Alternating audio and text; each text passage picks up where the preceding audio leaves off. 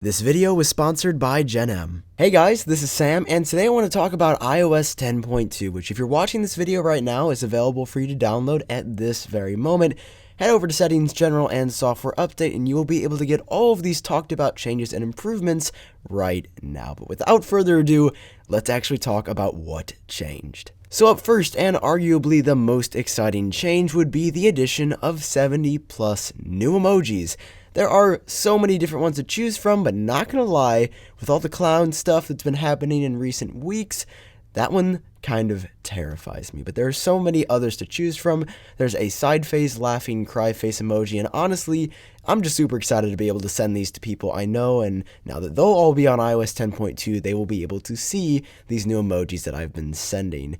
Also, there's a lot of new female professions, and I believe a few more diverse emojis now, so those are great changes as well. I want to hear your thoughts.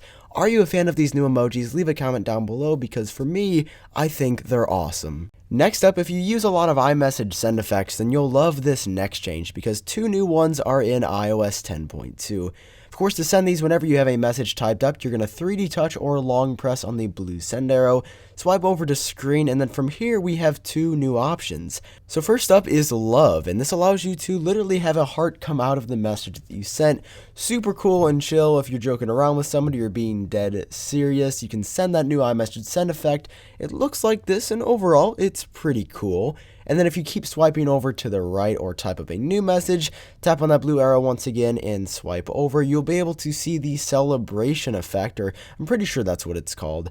Honestly, looks very cool as well, and this is definitely a little bit more visually stunning than the love option.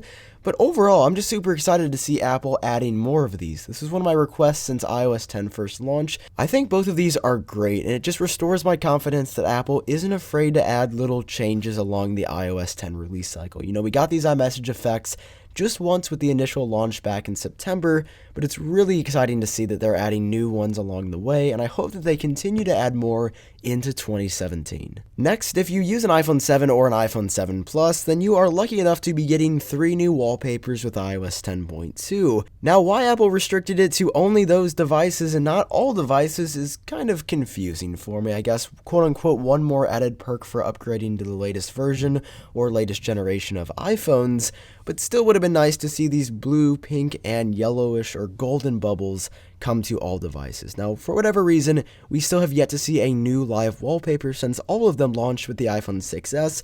Why Apple's holding back on those, still could not tell you, but I think it would have been super cool had they added a live bubble version of these wallpapers, but who knows, maybe there's still a chance that will come in a future update. Now, before we move on to our next change, I wanted to take just a moment to tell you guys a little bit more about Gen M, who were kind enough to make today's video possible. If you've ever thought about working in social media or maybe somewhere else in the field of marketing, then you should totally check Gen M out, because their whole purpose and mission as a company is something that I could not identify or agree with more. They teach people like you or me how to create and manage your own unique brand, which I think is super cool and something that I wish I totally knew about 3 or 4 years ago when I started making YouTube videos of my own and began creating my own brand. So if you're interested in checking out Gen M, I'll leave a link down below in the description where you can learn a whole lot more. Moving on to our next change, the Videos app has actually completely been removed from iOS 10 with iOS 10.2's update.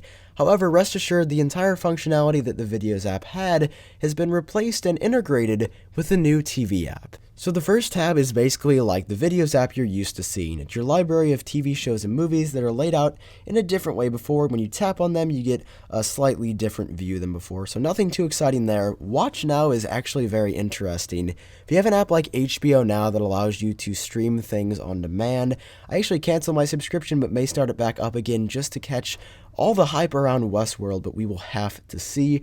Watch Now allows you to view the basically popular shows on TV and see if you can currently watch them with a streaming app that you have on your device. However, did want to note that as we go over to the store, Netflix is currently not supported, and although pretty sure most of the world uses Netflix, it's not a launch partner for the TV app just yet, but I hope that support is added in the very near future. Store is going to allow you to buy something on iTunes or elsewhere if you don't have that streaming app installed, and then search is going to allow you to discover new media to watch go ahead and search for any movies or TV shows that you'd like. And also when you tap on something, it's going to allow you to view reviews, a description, and I think a few movie trailers as well. So overall, new TV app is very useful to me. I don't know how often I'm going to use it, but I feel like if I'm looking for a good TV show to dive into or begin binge watching, I'll be able to view reviews and the like straight in this app, and it seems like a great addition to iOS 10. Undoubtedly more useful than the previous Videos app ever was. So those were the highlights from iOS 10.2, but if you guys are interested in reading a full changelog, click here in the top right hand corner of the screen where I've just updated a blog post on my website with a running list of all the changes. I've been Sam, I hope you guys are doing great, and I'll talk to you later.